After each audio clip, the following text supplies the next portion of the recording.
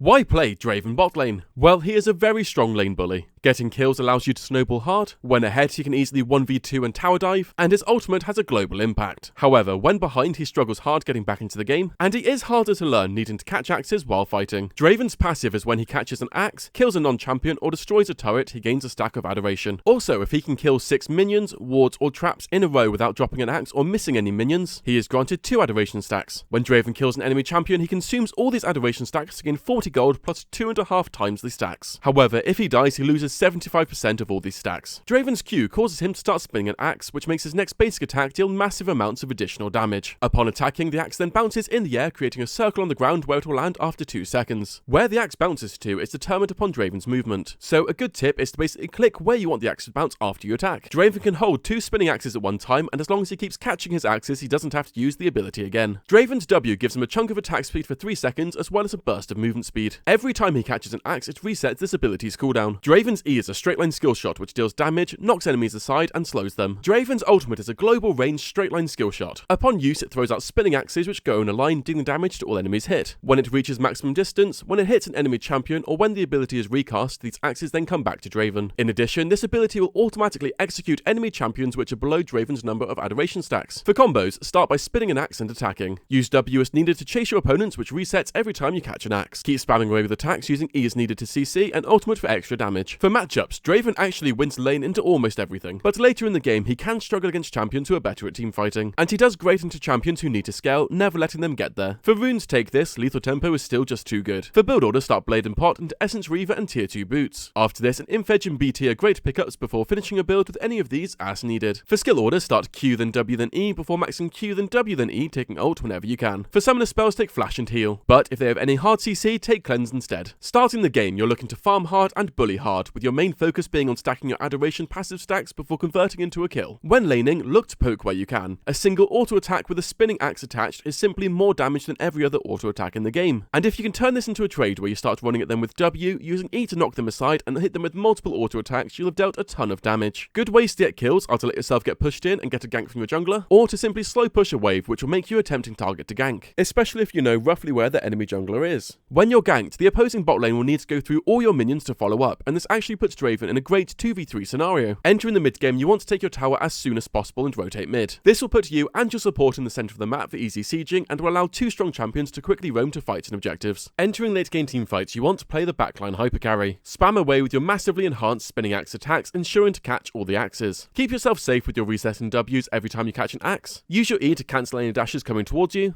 and use your ultimate when you can get massive AoE damage out or use it to secure a kill.